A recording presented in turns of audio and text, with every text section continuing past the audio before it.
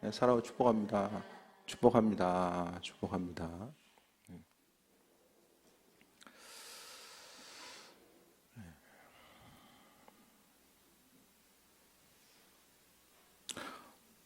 월요일 날 그 예수세계교회 그 평창에 수양관이 있거든요. 수양관을 다녀왔는데 잘 지었더라고요.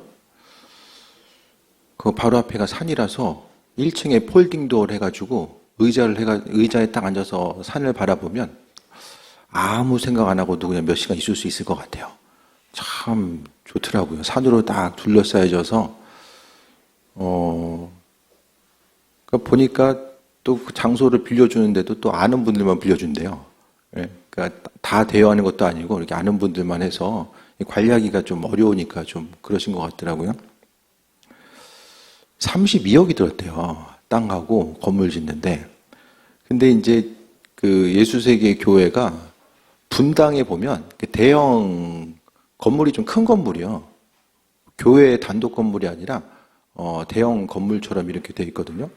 무리 건물보다는 훨씬 더 크죠. 주차장도 몇 층까지 있고 대형 쇼핑몰이라고 하긴 뭐하지만 좀 대형 상가 건물에 한 층을 또 다 쓴 것도 아니에요. 본당이 있고 또 교육관 따로 이렇게 있어가지고 그러니까 전체의 한 층을 이제 몇 칸을 이렇게 좀 크죠. 크게 쓰는데 그렇게 이제 본당 건물 자체를 보면 한 요만할까 우리? 예수계교회 본당이? 그러니까 본당만 하면 더 크긴 하겠네. 그래서 근데 보니까 그 교회를 뭐 마음 먹고 밖에다가 짓거나 단독 건물로 가셨어도 뭐 충분히 가능했을 텐데 그냥 안 가셨더라고요.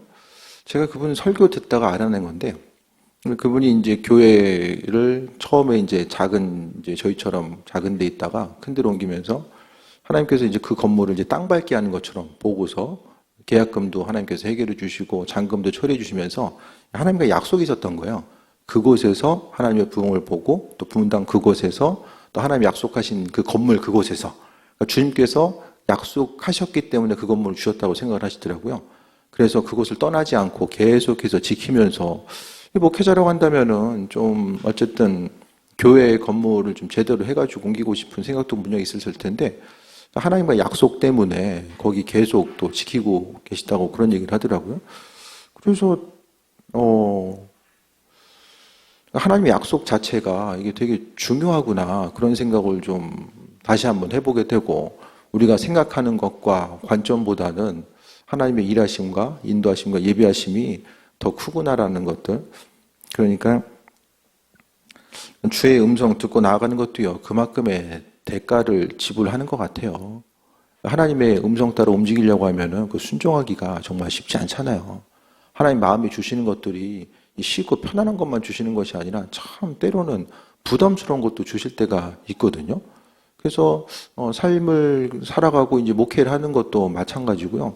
항상 좀 부담스러운 것들에 대해서도 행하고자 하는 그런 부분들, 그러니까 말씀에 순종하고자 하는 것들이 항상 보면 그러니까 주의 음성 따라 움직이고 반응하고 여러분 이게 주님의 음성 마음에 감동 주셨을 때 대부분 어떠십니까? 기도하다가 마음에 감동 주셨을 때 하고 싶을 때가 많으세요? 막 하기 좀 부담스러운 게 많으세요? 부담스러운 게 많으면 주의 음성을 제대로 듣는 거예요. 야, 이게 날마다 내 생각이 주님의 생각하고 똑같네? 아무 부담감이 없으면 어떻게 됩니까? 한 번쯤 이제 의심해 봐야 되죠. 하나님의 일하심과 인도하심이 무엇인지를 깨달아 알고 나아가야 되는데 지금은 어떤 시기를 이야기합니까? 마지막 때라고 이야기하죠. 마지막 때. 오늘 본문 가운데서도요.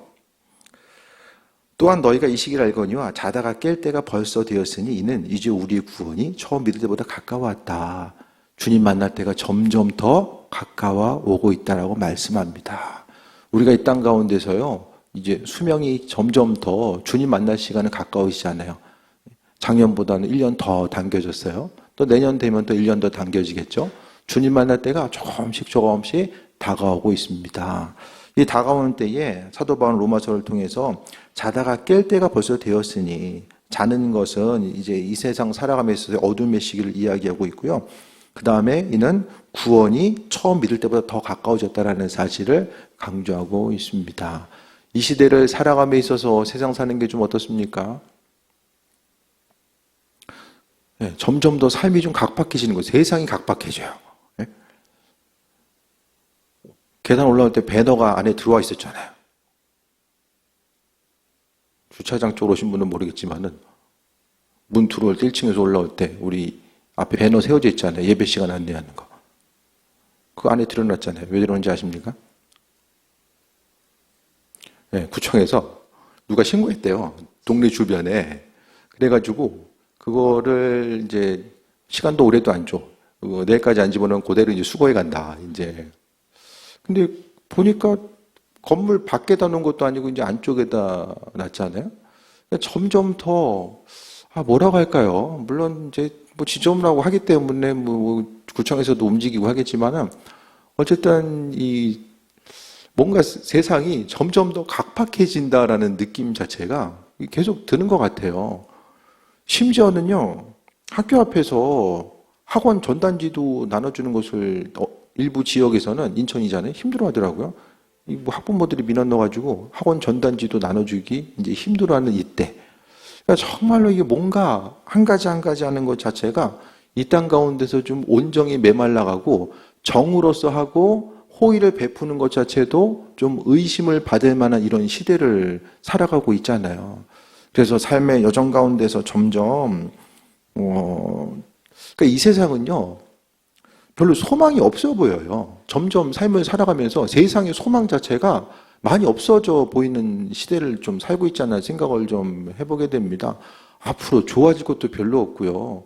이 말씀 가운데 한 영혼이라도 구원하기 원하시는 하나님의 뜻과 인도하심을 성경은 이야기하고 있는데 이제는 세상의 죄가 만연해져서 그로 인해서 이제는 주님께서 이 땅에 오셔서 그분께서 행하신 일들을 행하시지 않으면은 세상은 점점 더 그리스도 예수 주님에 대해 소망 가지고 있는 사람들도 소망을 잃어버리면서 살아가게 되고 한 영혼이라도 구원받는 것이 아니라 믿는 사람들은 점점 더 우리나라도 열심히 신앙생활 하시던 분들은 한 분 한 분씩 이제 소천해 가시고 믿는 사람들의 비율 자체도 점점 더 줄어들고 제가 언제 한번 말씀드렸나요? 저 은퇴할 때쯤 되면 교회 후임자 찾기 힘들다고? 우리 교회로 한번 부임해 주세요라고 해도 찾기가 쉽지 않은 시대. 이제 지금 신학교 들어가는 정원을 보게 되면 그 당시에 이제 딱 숫자가 나오잖아요. 지금 보면. 그러니까 그런 시기를 살아가고 있어요. 그러니까 여러 가지 세상 가운데서의 어떤 혼탁함이 심해지고요. 기독교 역사 가운데서 하나님 말씀을 해석하는 과정 가운데서도 너무나도 혼란함과 혼탁함이 많아집니다. 그 혼란함을 이용해서 기독교 이단들은 어떻게 합니까? 본질 아닌 것들을 본질처럼 이야기하고 특히 이제 그 계시록을 통해서 사람들의 마음을 미혹해 나가는 이런 부분들도 많이 생기거든요. 그러니까 계시록을 어떻게 해석하느냐에 따라서 이 마지막 때에 대한 것도 이제 다 하나둘씩 이제 나타나고 해석이 주님 오심에 대한 해석 자체가 달라져요. 주님께서 이 땅에 주셨을 때 우리가 뭐 1000년 동안 왕노릇하고 아무튼 어떻게 해석하냐에 따라서 다르게 되는데 제가 계시록 강의를 교회에 와가지고 한 번 처음부터 이제 계시록 강의를 한 번 정도 했거든요. 근데 그 다음부터는 안 하는 이유가 이거 해석하기에 따라서 이제 너무 이제 달라지기 때문에 이 신앙생활하면서 이제 그걸 알아야 되긴 하지만은 우리가 지금 이 시대를요, 뭐 예를 들어서 성경에 있어서 그 두 증인이 나오고요. 또 적그리스도가 나오고 여러 가지 것들이 나오는데 그걸 갖다가 지금 현상에 맞춰가지고 하나하나 껴 맞히다 보면 이거 도무지 이제 더 혼란 속에 빠져들 수밖에 없습니다.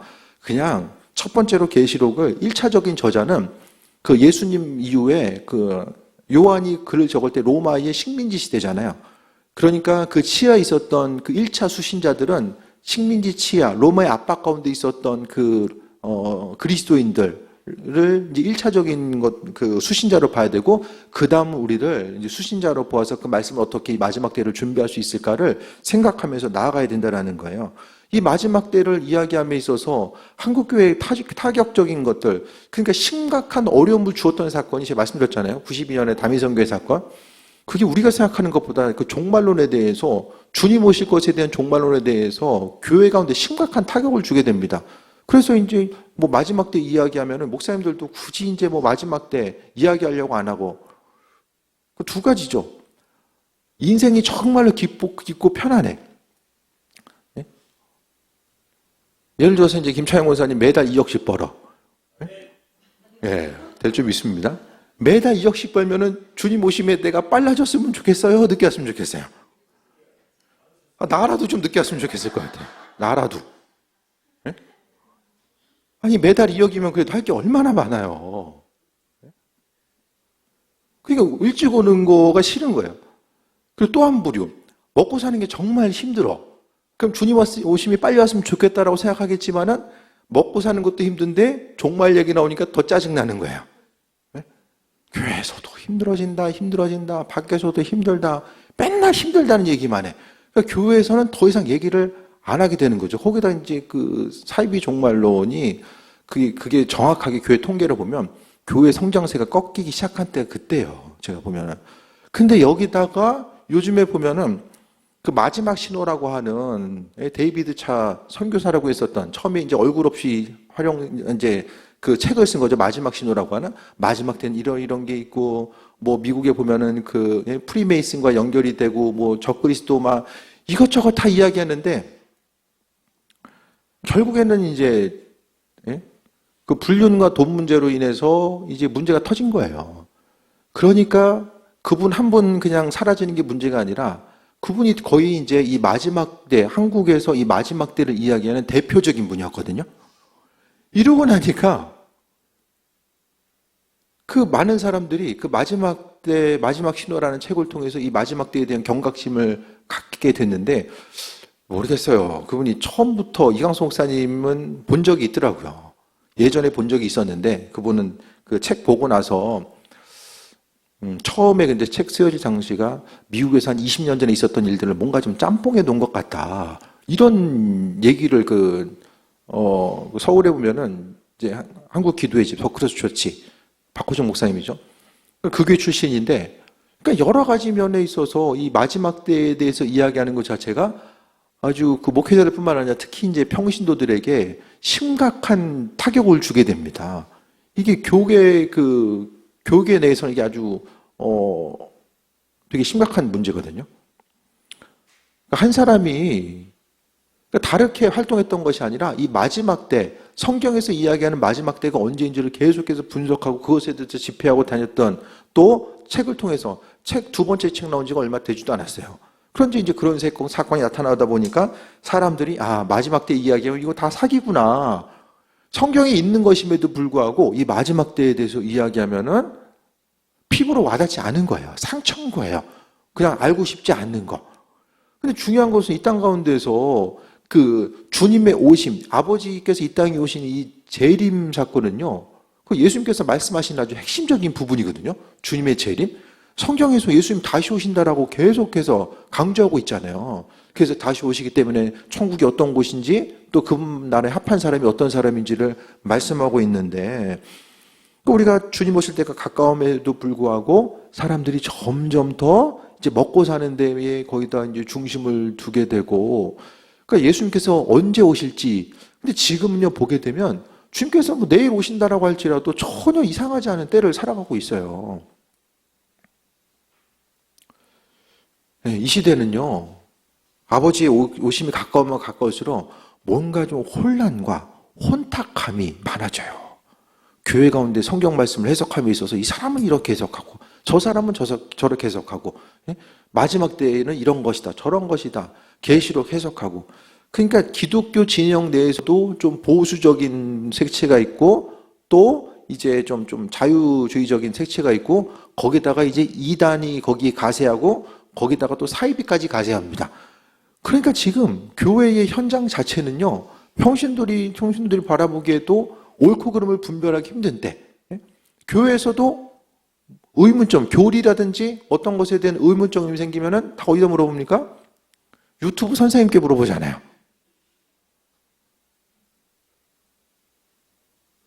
제가 1년에 한두 번 질문 받나?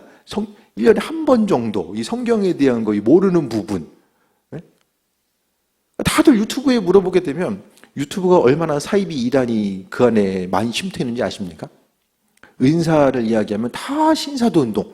그러니까 지금 어떤 은사에 대해서 이야기하는 부분들은 유튜브를 통해서 되게 이제 뭐라고 이야기할까요? 그러니까 존재 자체가 상당히 많이 공격을 받아요. 성경에 있는 내용들이 하나님의 음성을 듣고 나아가는 거, 또 그분의 음성 따라서 움직이고 반응하는 거, 치유와 회복과 은사를 이야기하면 다 유튜브 내에서 뭐 이야기합니까? 신사도다. 예? 신사도에서는 제가 나중에 한 번 더 말씀드릴 텐데 이거 뭐 이단 아니냐. 그걸 계속해서 몰아갑니다. 그렇게 해서 이야기하다 보니까 점점 더 교회 가운데서 성경에 나와 있는 하나님의 역사들을 이야기하기가 목사님들도 부담스러워지는 거예요. 예? 그리고 말씀 가운데 있는 것들에 대해서 그 일명 악마의 편집이잖아요. 예. 다 그 부분만 싹 잘라가지고 이렇게 이야기하면은 진짜 문제가 있는 것처럼 보여요. 앞뒤 맥락을 다 자르고 그거 해가지고 또 조회수 올려가지고 돈 버는 사람도 많아지고 혼란함과 혼탁함이 우리의 생각보다 정말로 이 시대 가운데서 깨어있지 않으면 믿음 지키기가 너무 힘든 시기를 살아가고 있다는 거예요. 그러니까 지금 우리가 속해 있는 이 시대가 어떤 지금 상황 가운데 놓여져 있고 지금 믿음 생활을 어떻게 해 나가야 되는지에 대해서 분명히 우리가 기억해야 되는데 말씀에 있는 사실 그대로를 이야기하는 것을 이단이고 받아들이지 못하는 시기를 살아가고 있어요.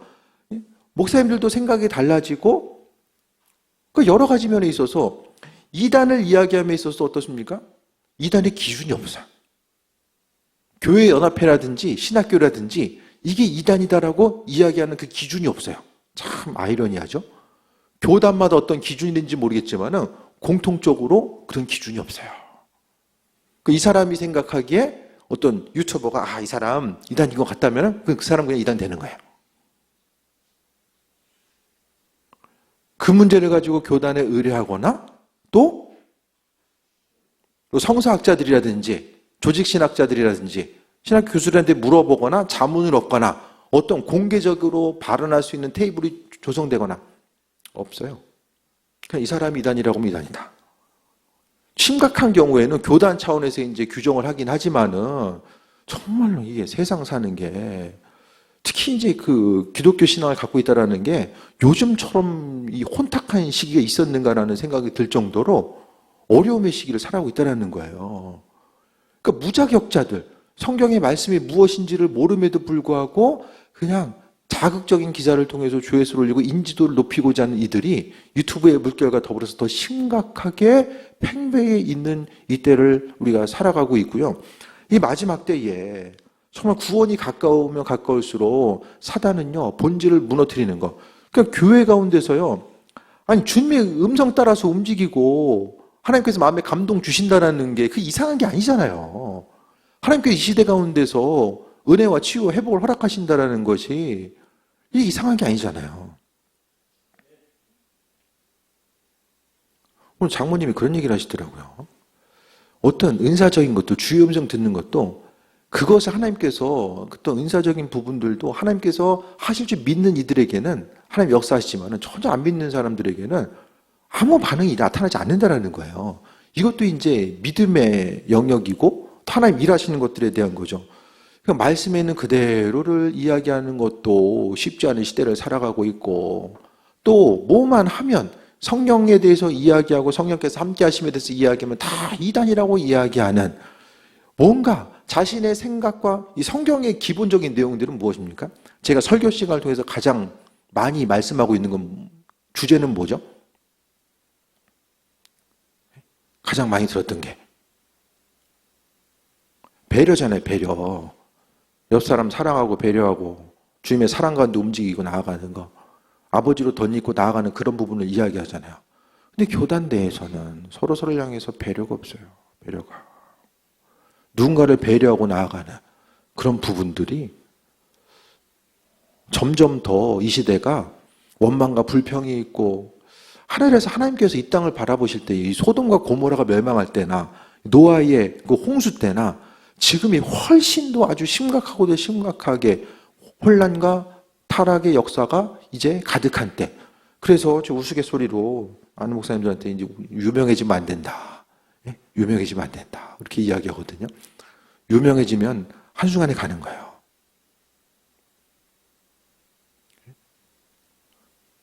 유명한 목사님들이 점점 사라져. 은퇴하고 사라지고 중간에 싹 이제 실수하다가 사라지고. 좀 유명한 젊은 목사님들 누가 있습니까? 떠오르다가 다 사라져요. 다. 그만큼 이 마지막 때에 세상 유혹이 강력하고, 이제는 잘못이 가려질 수 있는 시대가 아니잖아요. 모든 것이 다 드러날 수밖에 없는 이 시대를 살아감에 있어서 사람들이 점점 더 어둠 가운데 나아가고 이제 하나님께서 일하심과 인도하심. 그러니까요, 기독교 신앙은 건강한 종말론 가운데 세워진 거예요. 우리가 주님 오실 것에 대해서 믿고 있기 때문에 어떻습니까? 다른 사람 모르게 죄질 수도 있지만은 그래도 최대한 안 지려고 힘쓰는 게 왜 그런 거예요? 주님 만날 때가 있으니까. 주님 만날 때가 있으니까 얼마든지 죄질 수도 있잖아요. 주님 만나야 되는 거예요, 우리가. 12절 봅니다. 밤이 깊고 낮이 가까웠으니 그러므로 우리가 어둠의 일을 벗고 빛의 갑옷을 입자야라고 이야기합니다. 빛의 갑옷을 입자. 하나님께서 천지를 창조하셨을 때 빛이 있으라고 말씀하셨잖아요. 그래서 우리도 어둠이 있을 때 그 어둠과 싸워 나가야 되는데 하나님께서 말씀하신 대로 빛을 계속해서 선포하는 것. 어둠의 영역 가운데 빛이 있으라고 주님의 그 창조, 아버지께서 창조하신 그대로 창조의 고백대로 선포하면서 나아가는 거죠. 그러면 어둠의 일을 벗고 빛의 갑옷을 입는 게 뭐냐? 낮에와 같이 단정하게 행하고 다 보이니까 단정하게 행하래요. 단정하게. 그러니까 참과 거짓이 무엇인지를 깨달아 아는 거죠. 단정하게 행하고 방탕하거나 술 취하지 말며. 방탕하거나 술 취하지 말라고 이야기합니다. 이것은 말씀으로부터 벗어나는 것을 이야기하고, 그리고 음란하거나 호색하지 말며, 음란하거나 호색하지 말며 다투거나 시기하지 말고. 이게 이제 서로에 대한 관계성, 관계 가운데서 다투거나 시기하지 말라고 말씀하고 있습니다. 다른 사람 잘 되면 축복해주고 그 은혜와 충만함이 나에게 다가오는 것. 그래도 옆 사람 안 되는 것보다 좀 잘 되는 게 나한테도 좀 도움될 가능성이 더 크지 않으세요?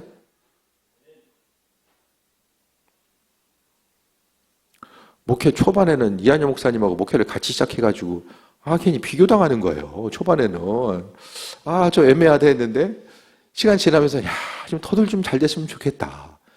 옆 사람 잘 되는 게 저한테도 유익이 되더라고요. 잘 되면 그래도 밥 한 번이라도 더 살 거 아니에요? 그래서 정말 어떻게 하면 잘 될 수 있을까 서로를 위해서 이제 기도해주고, 그때야 뭐 20대 후반, 30대 초반 젊을 때는 좀 그런 생각도 가질 수 있는데 시간 가면서 정말 잘 되기를 바라고 나아가는 거. 시기하지 말고 주변 사람들 향해서 항상 계속해서 축복을 빌어주고 나아가는 거죠. 그리고 음란하거나 호색하지 말고. 음란의 문제가요, 우리나라가 이제 예전에 이제 간음죄가 사라졌잖아요. 간음죄가 사라지면서 어떤 이 성적인 문란함의 모습이 이제 더욱더 심하게 나타나게 되고, 우리나라뿐만 아니라 다 마찬가지죠. 그래서 우리가 잊지 말아야 될 것은 이 시대 가운데서 주님 오심에 따라 가까우면 가까울수록 나타나는 죄악 중에 하나가 음란과 호색이고 다툼과 시기하고 원망과 불평함이 더 커지는 거예요. 그래서 점점 더 이 시대를 살아감에 있어서 서로를 향해서 믿지 못하고 삶을 살아가는 것. 서로를 향해서 믿지 못하고 살아가는 거예요. 피상원 집사가 이제 독립을 했잖아요. 회사에 있다가 이제 독립을 해서 나와서 이제 오늘 좀 처음으로 좀 신방을 갔었는데 예배드리러.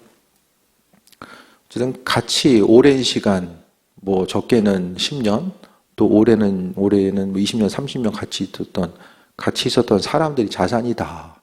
본인이 좀 그런 얘기를 하더라고요. 그러니까 교회도 그 얘기를 들으면서 교회도 나타날 힘은요, 어쨌든 간에 그 시간을 함께 보내고 그 함께 보내는 시간 가운데서 또 뭐 일일이 얘기하지 않아도 쌓이게 되는 신뢰성이 있잖아요. 만난 지 얼마 안 됐으면은 그냥 이런 거 아니야, 저런 거 아니야, 그럴 수 있는데, 그래도 뭐 5년 이상, 뭐 10년 이상 넘어가면 오랜 그 시간 가운데서 신뢰성이 있으니까 그 신뢰성을 바탕으로 해서 함께 신앙생활을 할 수 있는 것 자체가 큰 자산이지 않나. 그러니까 이 시대의 정말 비극은 서로를 향해서 믿지 못하고 눈에 보이는 것에 대해서 생각하고 나아가는 것, 보이는 대로 판단하고 나아가는 것에 대해 그 어려움을 갖고 있는 시대가 지금이죠. 그래서 낮에와 같이 단정히 행하라고 이야기하고 술 취하고 범람하거나 호색하거나 다투거나 시기하지 말라. 근데요, 사람이 처음부터 이렇게 되지는 않거든요. 처음부터. 믿음 생활 잘하는 것 같은데 어느 순간 보니까 나도 모르는 사이에 죄 가운데 빠져 있을 경우도 많이 있거든요. 제기도 많이 하십니까, 여러분? 네? 각자 기도하냐고 좀 시간이 없으십니까? 담임자를 위해서도 기도해야 됩니다. 저는 정신 차리고 살고 싶어요. 근데 사람이 이게 의지만으로 되는 건 아니잖아요.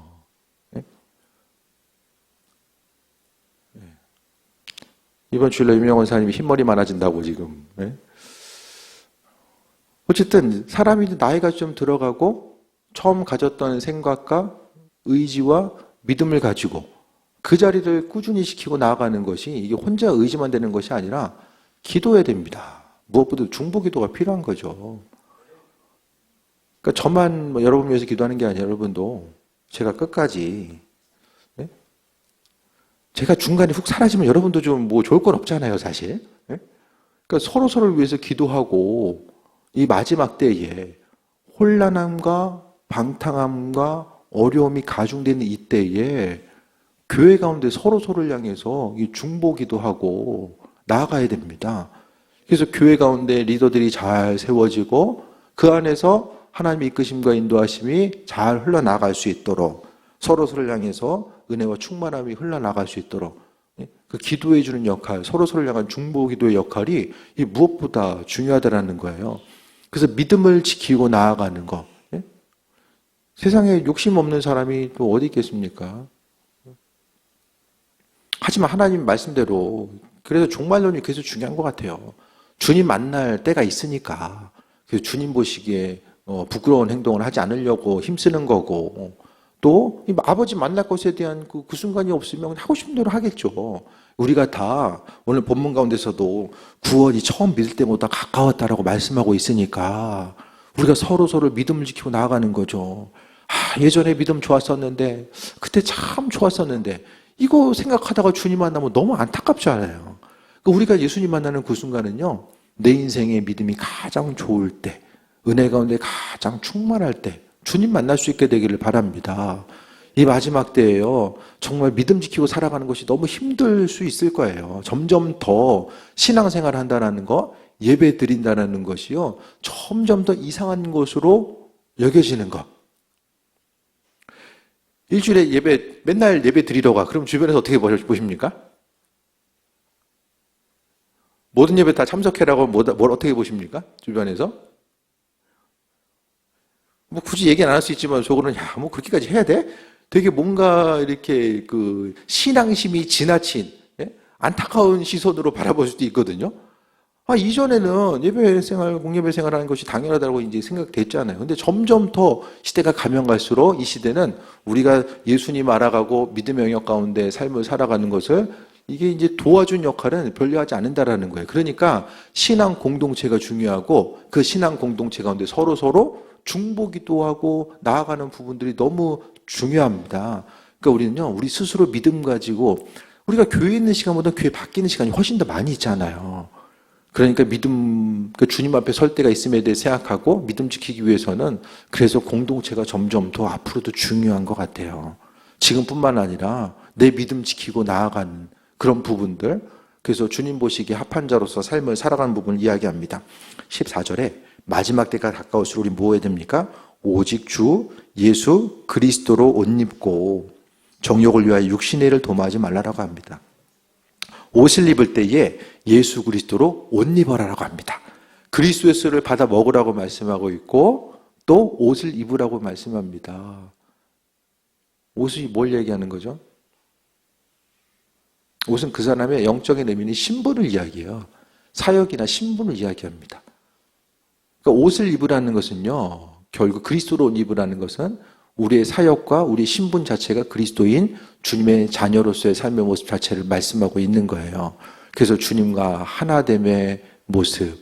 그 말씀을 듣고 그 말씀 가운데 그리스도 예수 주님을 더욱더 닮아가고 또 성경은 이 마지막 때를 이야기하면서 계속해서 그리스도 예수 주님과 하나됨의 모습에 대해서 강조하고 있습니다. 그래서 순간순간 주님을 기억하고자 하고 하나님의 뜻과 인도하심이 무엇인지에 대해서 생각하고 우리 인생 가운데 그리스도 예수 주님을 묵상하고 주님을 잊지 않으려고 하는 이 마음의 중심 자체를 말씀하고 있어요. 그래서 육신의 일을 도모하지 말라. 무슨 일을 하든지 간에 이거 주의 일인 것 같은데 그것이 또 육신의 일일 수가 있거든요. 그리스도 예수 이름으로 주님의 이름을 하는데 때로는 그것이 주님과는 상관없는 일일 수도 있다는 거예요. 교회 공동체는 그런 부분들을 항상 잘 분별해야 되고 이 땅 가운데서 하나님의 선하신 뜻과 인도하심을 바라보고 나아가야 되고 무엇을 하든지 간에 육신의 일인지 아닌지 아버지의 시선을 통해서 바라보지 않으면 우리도 세상 파도와 물결이 생각보다 강하게 우리 주변에 흘러 넘치게 됩니다. 그 세상 풍파 앞에서 우리가 믿음을 지키고 삶을 살아가는 것이 얼마나 어려운 일인가 그런 부분들을 다시 한번 돌아보게 되고요. 이 땅 가운데 이 마지막 때가 가까우면 가까울수록 정말 믿음 좋았던 이들도 그 믿음 지키기를 힘들어하고 그러니까 저도 이제 선배 목사님들을 통해서 좋은 영향을 받기도 하고 또 그렇지 못한 부분이 있을 때는 또 스스로 좀 조심해야 되겠구나라는 이런 생각. 그러니까 항상 마지막 순간을 우리가 그리면서 갔으면 좋겠어요. 마지막 순간. 저도 마지막 순간이 어떠해야 되는가 그 부분에 대해서 목회하면서 순간순간 그러니까 결국 후회와 아쉬움이 아니라 사역이 또 마무리될 때가 분명히 있잖아요. 저도 사역이 이제 마무리될 때가 있고 삶이 마무리될 때가 분명하게 있잖아요.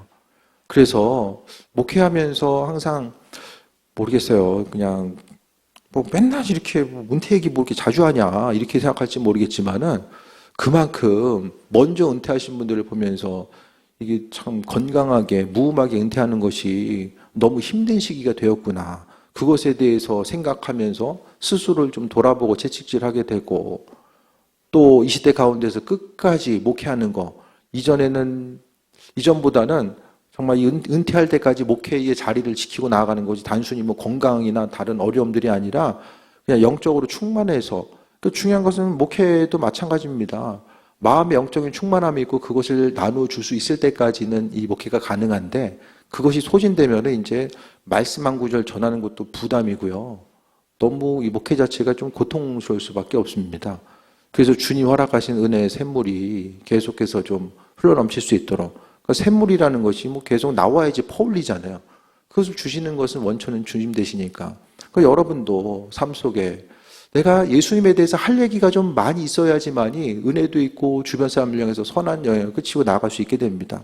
이제는 우리가 그래서 그 말씀을 통해서 이광수 목사님은 항상 마음속에 주님의 음성 듣는 것에 대해서 생각하고 그것을 기뻐했다라고 이야기하잖아요.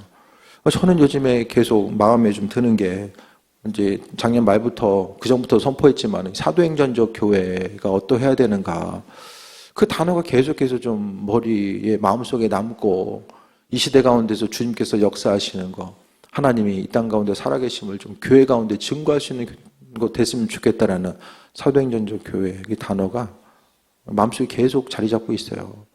그래서 눈에 보이는 현실이 뭐 어렵다고 할지라도 그것 때문에 넘어지는 것이 아니라 아버지께서 살아 역사하심을 증명할 수 있는 교회 그 교회가 이 마지막 때에 우리 교회가 되었으면 좋겠다라는 생각 그래서 수많은 사람들이 주님의 음성 듣고 나아가는 거, 이 시대도 말씀 가운데 살아 역사하신 하나님의 일들이 지금도 가능한가를 믿지 못하는 누군가가 있다고 한다면 우리가 교회 공동체를 통해서 그것을 증명할 수 있고 정말 이 땅 가운데서 존귀하게 쓰임받는 교회가 크든지 작든지 간에 다른 것이 아니라 하나님의 살아 역사하심을 귀하게 증거할 수 있는 교회가 됐으면 좋겠다라는 거.